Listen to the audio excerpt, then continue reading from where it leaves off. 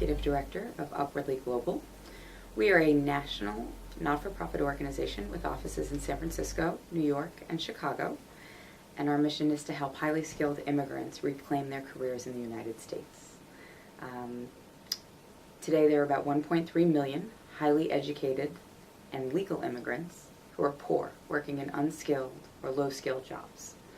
Upwardly Global thinks this is a waste for the individual and for the country, and our programs and services and policy work is all aimed at finding the individual solutions and the systemic solutions to helping more of America's newcomers contribute their skills to the U.S. workforce and to realize their American dream.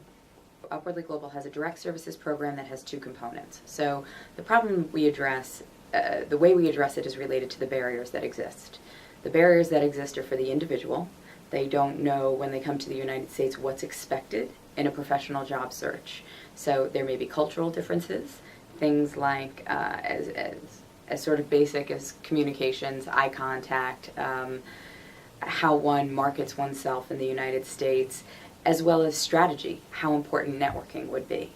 And then related to that, the barrier they face is that they come many times without a network.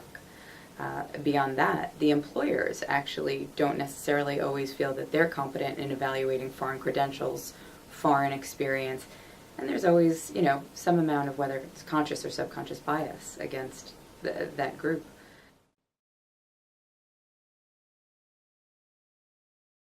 About a third of the job seekers that we serve come out of licensed professions, and so in order to rebuild their careers in the United States, they would have to become relicensed to practice in the exact same field that they were in their home country.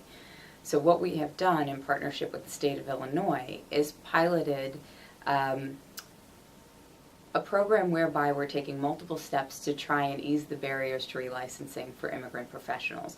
The first step of which is to make access to information more transparent. Today, in order to figure out what's necessary in the relicensing process, you would have to kind of gather information, parse it, and really apply sort of your own judgment and understanding to really know, well, what's required, what tests, where can I go for help and support. We're trying to put all of that information in one place and make it very simple and direct for immigrant professionals to understand both what's required within the state, what would be the best and worst case scenario in terms of how much time it would take, the associated costs, and then what resources are available to them, as well as what are some of the alternative career paths that would be available to them if in fact either the time requirement or the financial requirement would prevent them from actually getting fully relicensed in their original profession.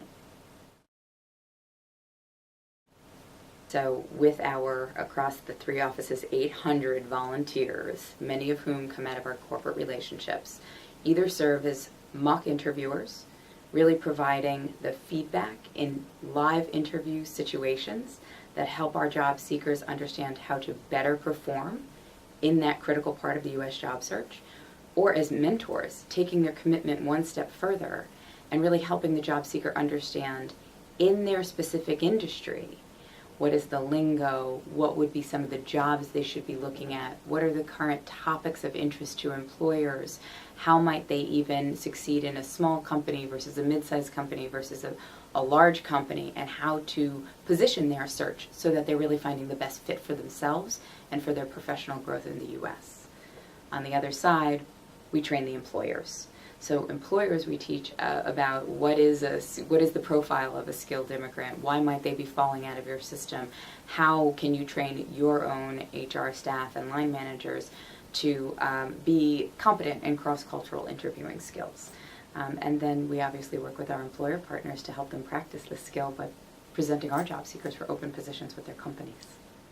What particularly struck us was their masterful use of volunteers. They have over 800 volunteers who they use to coach and to train the immigrants and to advocate on their behalf. And what this represents, I think, at the end of the day, is really the best example of two-way integration within the private sector. Marwan was an Iraqi refugee who came to the U.S. in the middle of 2008 after having been targeted by insurgents in Iraq. And he came here. He was an orthopedic surgeon in his home country and started here in the U.S. as a hot dog stand cashier. Or when he found Upwardly Global, we were able to help him not become a doctor right away, because as we've talked, those are long processes, but move him from where he was at into a position, at least using his medical background, at the tissue bank. And he was making then at least a stable salary of $37,000 annually with full medical benefits. But why I love this story is not necessarily just the economic impact that was created over this subsistence wage that he was earning into something that he could more steadily rely on in terms of his own economic sustainability. But it's that after a little while at the tissue bank, he really brought to bear a strategic partnership with UCSF, University of California, San Francisco. There was a collaborative that he built in order to try and develop a new technology or an orthopedic surgery that he had learned working in the hospitals in Iraq, mostly with victims of the war. And he really was feeling very strongly that if this technology were sufficiently developed, it could really revolutionize orthopedic surgery. And so what I try and emphasize is it's not just the $37,000 to Marwan, it's not just the additional tax revenues that are now being collected for his local community. You're talking about the intellectual capital now that can be harnessed for the United States and its citizens that would benefit from that.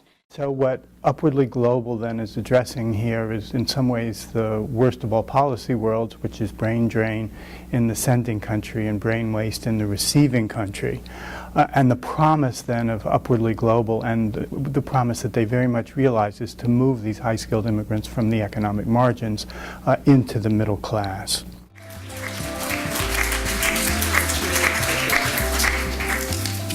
This award for us was very much, it's the first that we've won for being an organization that is established and has shown results.